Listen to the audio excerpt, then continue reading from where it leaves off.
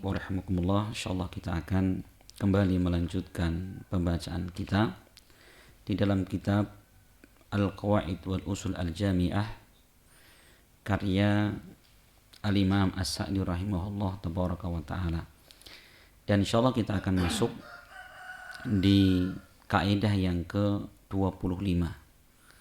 Beliau mengatakan Al-Qaidatul Khamisatu wal Ishrun, kaidah ke-25. Beliau mengatakan tusta'malul qur'atu inda tazahumi wala mumayyiza li ahadihima aw idza alimna anna syai'a li ahadihima wa jahilnahu. Beliau mengatakan tusta'malul qur'ah, ditempuh, ya, dipakai metode qur'ah. Qur'ah itu undian. Kapan? Inda tazahum, ketika di situ tidak ada ketika terjadi banyak perselisihan. Maksudnya apa? Di situ antara hak si A dan si B-nya tidak diketahui. Wala mumayyiza li ahadihima, dari situ tidak ada tamyiz, pembeda antara hak si A dan si B. Jadi terjadi sengketa di situ, kemudian tidak bisa dibedakan mana punya A mana punya si B. Ya. Maka apa? Ini diberlakukan qur'ah. Adapun qur'ah ini, ya, ini berdasarkan Al-Qur'an dan sunnah Nabi. Ya, adapun Al-Qur'an diantaranya terdapat di dalam surat As-Saffat ayat 141. Allah berfirman, fasahama fakana minal mudhalin. Maka mereka saling melakukan tasahum, itu apa? Undian tadi. Fakana minal mudhalin, maka beliau yaitu Nabi Yunus alaihissalam termasuk orang-orang yang namanya keluar. Ya, yang namanya keluar di dalam undian tadi. Ayat ini adalah berkaitan dengan apa? Dulu dikisahkan dalam tafsirnya, Nabi Yunus alaihissalam ini beserta rombongan naik kapal di situ. Ya, kemudian di tengah lautan ini muatan terlalu berlebih. Terjadi ombak besar sehingga apa? Mau tidak mau harus apa? Harus dikurangi muatan. Ini gimana? Di tengah lautan. Akhirnya apa? Saling duduk, kamu aja lah yang sudah tua ini, kamu aja masih belum punya anak gitu ya, cemplungin ke laut gitu. Akhirnya mereka apa? Melakukan qur'ah. Nah ini kalau kayak gini nggak jadi-jadi nih. Siapa yang cemplungin ke laut? Ya, dikurangi muatannya ini. Akhirnya apa? Mereka melakukan ini undian tadi. Diundi, pokoknya sekiranya misalkan berapa orang ini harus dikeluarin dari perahu, dikeluarin. Ternyata Nabi Yunus termasuk orang yang keluar dari perahu. Akhirnya apa? Nabi Yunus termasuk dicemplungin ke laut. Itu ya, itu kisahnya. Nah, ini adalah diantara dalil yang menunjukkan tentang apa? Tentang diperbolehkannya mempergunakan qur'ah, alias apa tadi? Undian. Adapun dari hadis Nabi, maka faqad aqra'an Nabi sallallahu alaihi wasallam iddata marat, dan Rasulullah melakukan undian ini beberapa kali, seperti di antara kebiasaan beliau ketika hendak safar. Ya, hendak safar. Maka beliau membawa istrinya. Ini Masya Allah, di antara kebiasaan Nabi kalau safar itu bawa istri. Apa hikmahnya?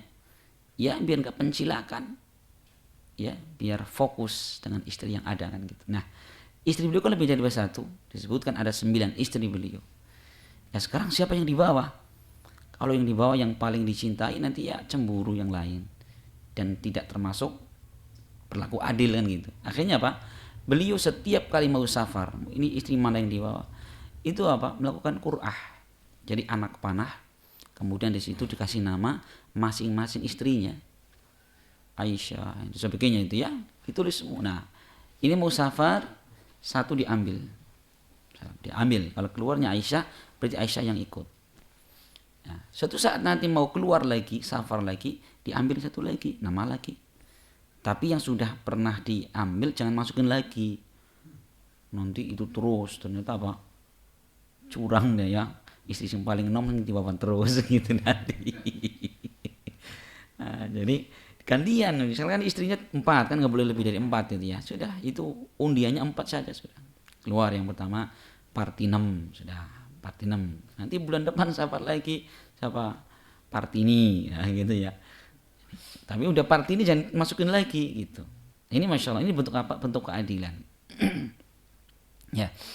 Dan ini juga apa? Seperti ucapan Nabi tentang masalah keutamaan orang yang berada di saf paling pertama dalam sholat. Rasul mengatakan, "Lau ya'lamu nasu ma fin nida'i was-safil awwali thumma lam yajidu illa ayyastahimu alaihi lastaham." Rasul mengatakan, andaikan manusia mereka mengetahui ma fin nida, apa di dalam panggilan azan, dan dia berada di shaf pertama.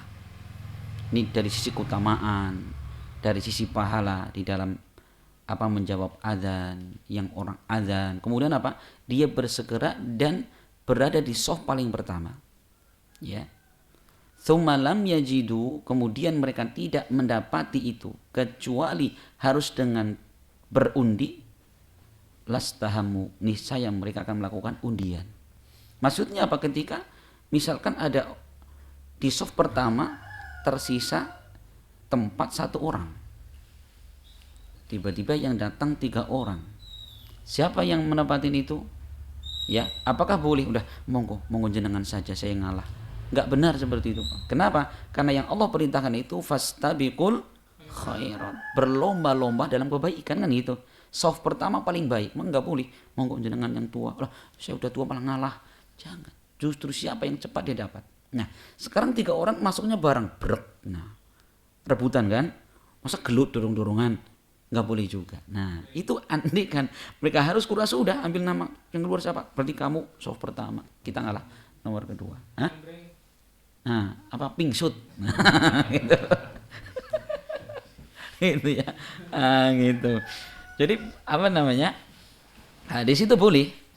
Nah, karena teman-teman sekalian di situ masya Allah, karena keutamaan yang luar biasa ketika seorang itu segera mendatangi apa? Panggilan adzan atau berada di shaf pertama. Kenapa? Semalam itu. Ya, Rasul mengatakan la tazalul qaumu yata'akhkharun hatta yuakhiruhumullahu fi umurihim. Ya, sungguh seorang kaum yang mereka senantiasa mengakhirkan ibadah sholat sampai akhirnya Allah Subhanahu wa taala mengakhirkan segala urusan mereka. Ya, urusan rezekinya, urusan jodohnya, urusan kesembuhannya, urusan keturunannya, ya. Enggak punya anak-anak misalkan. Harusnya apa? Diperbaiki ibadah sholatnya. Ini ya. Makanya masya Allah.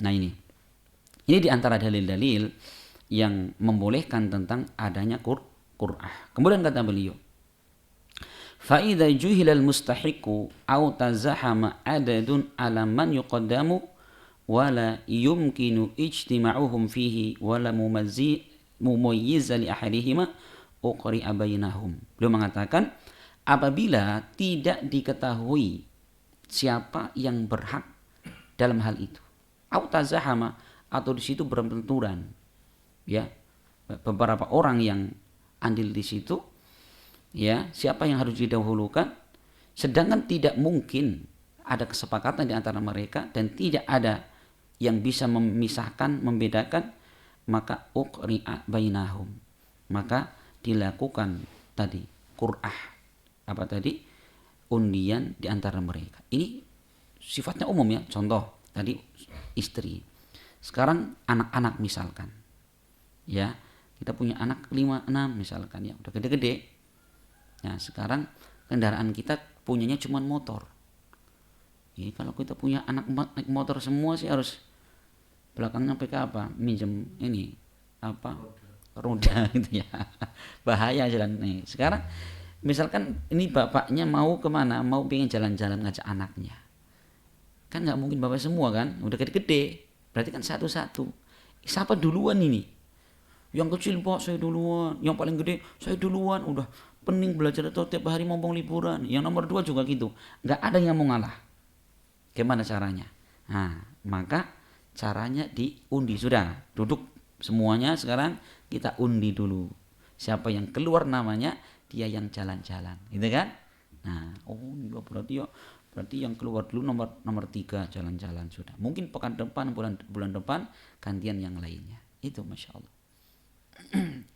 Kemudian kata beliau, fama tasyahathnani fi imamah au adhan au sabqin ila mubahin au ila julusin bi masjidin au suqin au ribatin au nahwiha walam yakun li ahadihima murajjihun uqri'ah faman kharajat ilaihil qur'atu quddima. Beliau mengatakan, termasuk pemakaian kaidah ini kapan terjadi tasyaha, saling ngotot dua orang, siapa yang akan menjadi imam, ya, siapa yang akan menjadi imam atau yang akan menjadi muadzin.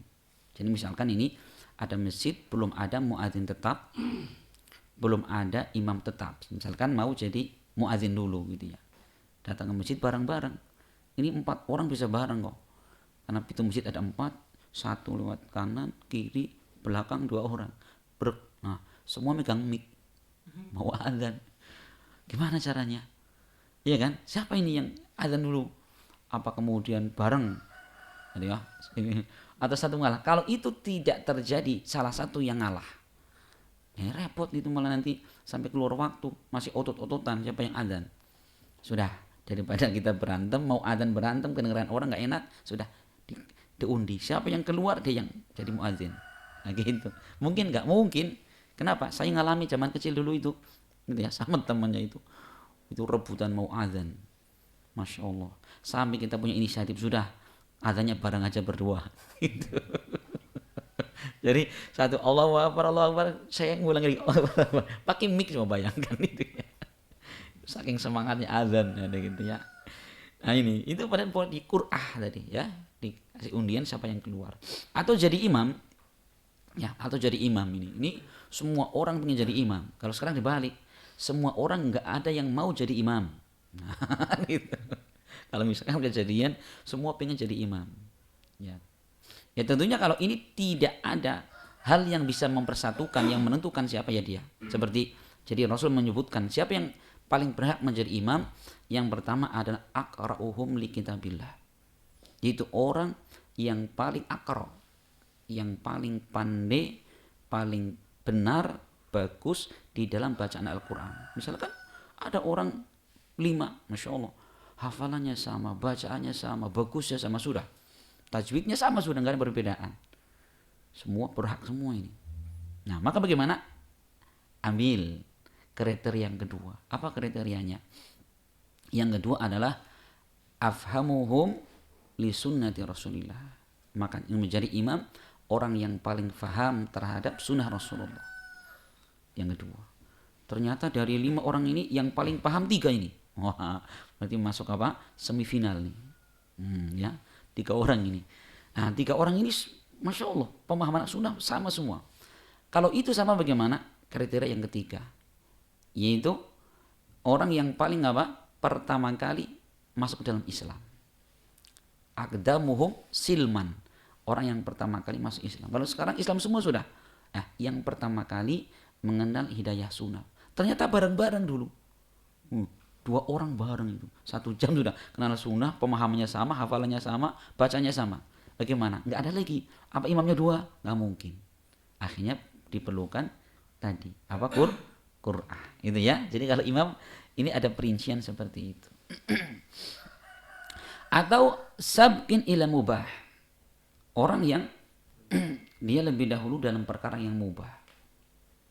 Seperti kemarin ya, tentang masalah man sabaqa ila mubahin falahu ahaqqu bihi. Siapa yang dia pertama kali mendapati sesuatu perkara yang mubah, maka dia yang paling berhak. Contoh ya, dalam perkara barang temuan. Barang temuan, sama-sama bareng jalan. Tiba-tiba ada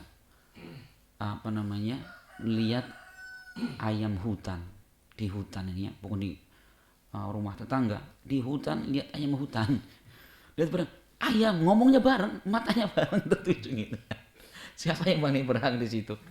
Kalau memang dia mau 50-50 ya sudah, wong kita sama-sama ngelihat, nangkepnya juga bareng, kamu dapat kepalanya sama kakinya kan dia. Satu kepala satu kakinya sudah kan. Nah, kalau dia ternyata bisa disatukan ya sudah, ini ayam kita potong bagi dua atau kita jual hasilnya bagi dua beres. Kalau ternyata otot-ototan nggak bisa, wong saya yang megang kepalanya, coba kalau kepalanya dipotong mati kan? Kamu kakinya dua, nggak bisa lari kan? Nah gitu. Qur'ah seperti itu. Ya kalau memang apa di situ ngotot-ngototan. Tapi kalau andai kan sama-sama legowo sudahlah. Wong ini juga ayam paling kecil, ya dibakar juga kayak swallow. Ya. Maka bisa sudah kita apa namanya saling ridho, sudah kita bagi dua bakar bareng-bareng gitu ya. Ya. Masya Allah. Au ila julusin di masjidin, atau ya seorang dia sama-sama datangnya untuk duduk di masjid. Tadi ya contohnya misalkan hari Jumat gitu ya, kita itu kita dipersilakan datang seawal mungkin untuk apa? Bisa mendapatkan soft yang pertama.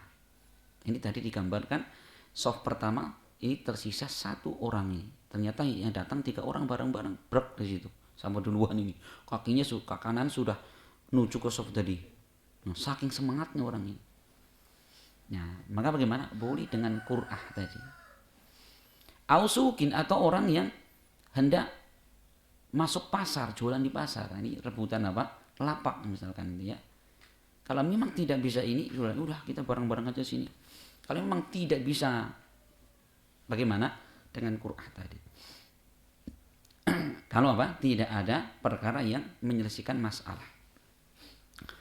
Nah gitu. Kemudian berikutnya kata penulis kitab, beliau mengatakan, idza tadaya ainan laisat biyadi ahadihima wala biyadi man yadda'iha li nafsihi uqri'ah. Apabila ada 2 orang mereka saling ngaku punya barang. Jadi ada barang saling ngaku, tapi barang itu tidak ada pada dirinya. Misalkan ada HP misalkan ya. Ini HP punya saya ini.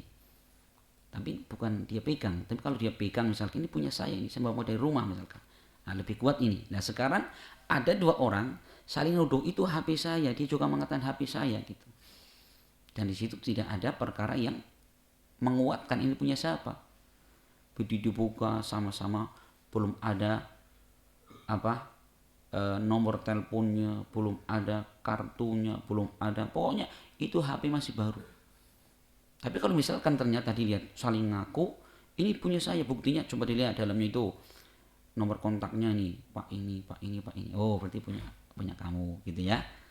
Nah, tapi kalau tidak, maka bagaimana? Boleh di Qur'an seperti itu. Wa minha kata beliau, idza talaqa ihda zaujatihi au a'taqa ahada abidihi. Ya. Seperti apabila seorang dia hendak menceraikan salah satu dari istri-istrinya. Kemudian apa? Wajuhila man waqa'a 'alaiha talaq. Kemudian dia lupa, tidak tahu si istri saya yang mana yang mau diceraikan. Yang satu atau yang nomor 4 atau 2 atau 3 gitu ya. Bingung dia. Istrinya ditanya, saya nggak denger kok. Kamu menceraikannya di loteng tingkat 4. Saya ceraikan istri saya gitu. Lalu itu sambil bawah, Mas, Pak, tadi cerai yang mana? Loh yang mana ya, tadi dia lupa. Dia sudah mengeluarkan kalimat cerai tapi nggak tahu dia istri yang mana. Akhirnya apa? Istri 4-4-nya ditulis namanya. Wati, Ita, Eti, Sulfi. Gitu. Siap nih, kocok yang keluar dia yang cerai gitu. Gitu ya. Karena udah keluar dari lisan.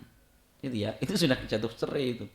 Kalau anda kan tidak diketahui istri yang mana, nah dengan Qur'an.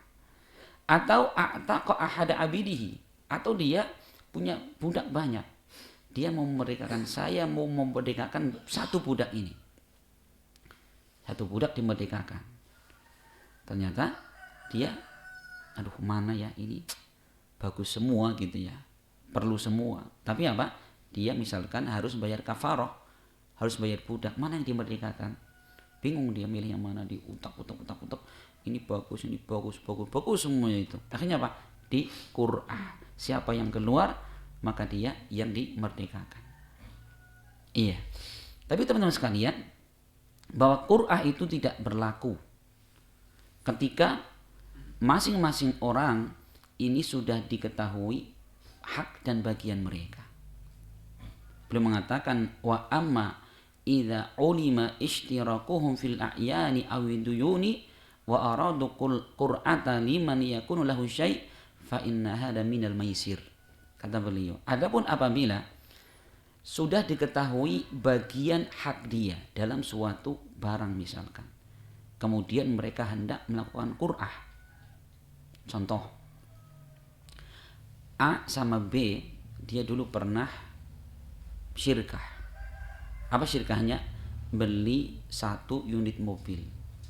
Jadi ya, 2 orang beli 1 unit mobil untuk bareng-bareng, kepemilikannya bersama. Kemudian saat itu mereka pengen qur'ah agar diketahui ini punya siapa semua. Nah, akhirnya di qur'ah nih A sama B. Ternyata yang keluar A. Berarti apa? Mobil ini punya A. Padahal apa tadi? Miliknya 2 orang. Itu hukumnya apa? Itu hukumnya adalah perjudian. Beda nggak? Beda.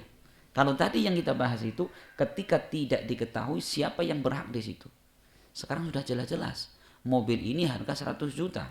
2 orang mereka apa? Kongsi ya. Mereka kerjasama. Yuk, daripada kita 50 juta nggak dapat mobil, udah kita bareng saja. 50-50 dapat mobil 100 juta. Pemakaiannya berarti apa? 50-50. Sepekan tempat saya, sepekan di sana, itu muter terus. Nah, sekarang mereka melakukan apa? Qur'ah, melakukan undi. Biar apa? Biar ini haknya siapa. Akhirnya diundi keluar milik si A, si B nggak dapat apa-apa. Boleh tidak? Tidak boleh. Itu termasuk judi. Kan gitu. Dan termasuk jelas-jelas. Ini ada kotakan nomor 1 sampai 12. Ya, masing-masing orang naruh uang 100 ribu. Gimana caranya, ini punya siapa? Sudah jelas. Ini punya Mas Arju, ini Septian, ini Mas Iman, ini Pak Sidik. Kok diputer? Gitu. Siapa yang keluar nomornya dia dapat. Lah itu jelas judi seperti itu. Gitu ya. Kenapa? Itu sudah jelas haknya mereka. Nah, ini teman-teman sekalian. Jadi ini pembahasan yang sudah pernah kita jelaskan dulu di dalam Mandhumah Al-Qawaid Al-Fiqhiyah. Nah, ini adalah pemakaian tentang masalah qur'ah atau undian. Ustaz, berarti kalau seperti itu boleh enggak kita melakukan arisan? Misalkan kita arisan, ya jamaah kita 20 orang misalkan. Ya, masing-masing berapa? 100 ribu. Dapatnya 2 juta. Ya, untuk apa? Untuk kurban kan lumayan. Nah, arisan misalkan. Boleh atau tidak? Kalau memang di situ semua orang mintanya yang pertama. Mas, saya yang pertama lah. Kenapa? Butuh banget ini. Anak mau daftar sekolah. Nomor 2 nggak bisa. Saya juga butuh. Kenapa itu? Tuh, rumahnya udah bocor-bocor. Mau benerin rumah. Nomor 3, saya nggak bisa kalau kamu duluan. Saya juga apa itu? Istri saya itu mau ganti HP. Ini 20 orang nggak ada yang ngalah. Atau misalkan 10 ngalah, 10 nggak mau ngalah. Bagaimana itu? Qur'ah boleh. Ya, diundi. Nah, ini makanya undian itu boleh seperti itu ya. Undian yang sifatnya seperti itu boleh, termasuk dalam bab arisan. Cuman apa? Jangan kemudian yang dapat pertama nanti dipotong. Dapat terakhir, dapat tambahan, enggak boleh. Nah, ini diantara yang sering ada pertanyaan tentang masalah apa? Undian di dalam arisan. Bagaimana hukumnya? Selama tidak ada pelanggaran syariat, hukum seperti itu diperbolehkan. Wallahu a'lam bishawab. Ini mungkin yang bisa kita sampaikan. Ada, sampaikan, monggo. Undian-undian yang sering terjadi misalkan dia beli barang ya 100 ribu dapat 1 telepon buat dilakukan. Ya. Nah, itu apakah termasuk Quran syar'i atau tidak? Ya, undian-undian yang ada kadang-kadang di mall gitu ya, dengan kita belanja, itu termasuk tidak boleh. Kenapa? Di situ kita mengeluarkan modal. Modalnya apa? Modal belanja. Kalau kita nggak belanja nggak dapat apa-apa kan gitu. kemudian diundi, di situ dapat apa, hadiah tertentu, nggak boleh. Itu termasuk yang tidak boleh. Kenapa? Di situ termasuk maisir, ya, spekulasi, ya, itu bisa untung bisa rugi, dan kita nggak bisa apa-apa kan gitu. Itu nggak boleh. Termasuk di dalamnya misalkan acara-acara apa namanya, event-event tertentu, ya, kita apa namanya, bayar sejumlah uang, mungkin uang karcis masuk, kemudian kita dapat kupon. Semakin banyak bayar belanja misalkan dapat kupon, besar kemungkinan menang misalkan. Itu termasuk nggak boleh di situ, ya. Kenapa? Di situ ada unsur perjudian. Berbeda lagi kalau kita tidak mengeluarkan modal, ya. Jadi misalkan jamaah pengajian, ya. Yang penting dia datang, ya, dia datang, pokoknya dia absen nama gitu, ya. Nanti dia kasih kupon misalkan, ditulis nama dia, kemudian taruh di kotak, diambil secara acak dapat hadiah. Boleh tidak? Itu baru boleh. Karena hadiah misalkan ini, hadiah ini ini murni pemberian, ya. Cuman apa? Hadiah cuman satu, sedangkan yang mengharapkan hadiah berapa? 100 orang. Kan gitu. Ya, dia mana yang lebih utama? Semuanya utama kan gitu. Semua hadir kan gitu. Maka boleh dengan diundi tadi. Tapi syaratnya apa? Tidak boleh kita mengeluarkan modal sepeser pun. Gitu ya. Kalau perbelanjaan jelas ada modal. Apa modalnya? Kita belanja dulu, ngasih untung mereka. Gitu. Wallah alam. Itu perbedaannya. Jadi kalau di supermarket termasuk apa? Itu termasuk maisir, perjudian. Karena ada spekulasi. Kita mengeluarkan modal sekecil apapun. Sekecil apapun kan gitu. Walaupun 1 perak, 500 perak, ya, 1000 perak sama. Kalau kita mengeluarkan modal maka itu termasuk apa? Undian yang pakai apa? Pakai SMS berbayar. Ya kan? SMS. Ini kalau mengirim SMS ini berbayar 1000, nanti akan diundi keluar dapat hadiah. Kita mengeluarkan modal 1000 sama itu. Ya, wallah alam bisawab. Di kaleng susu karena ada diisi. Nah, kaleng susu kita belanja enggak di situ. Kita ngasih keuntungan mereka itu. Itu modal kita di situ. Itu ya. Iya. Wallah alam bisawab. Dihindari ya seperti itu. Itu masuknya yang terakhir tadi. Enggak ada lagi? Ya. Yes.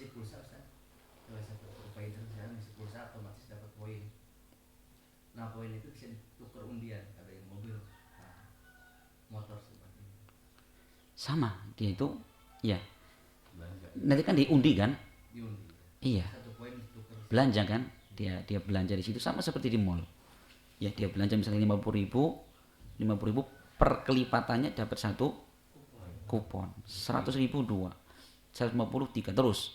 Nah, nanti dikasih nama kita dapat. Itu berarti kita mengeluarkan modal. Apa modalnya? Belanja, ngasih keuntungan kepada mereka. Sama.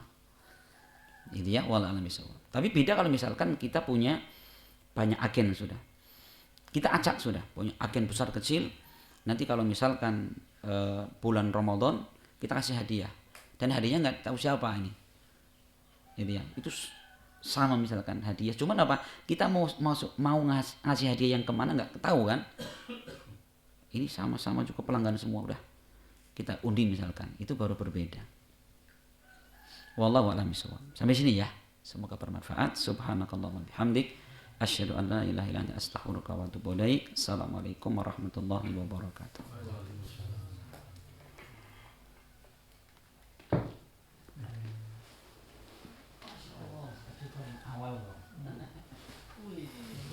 Baru duduk udah selesai.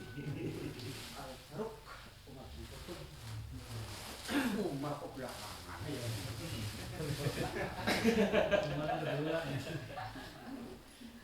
Yang parah lagi pulangnya lebih awal.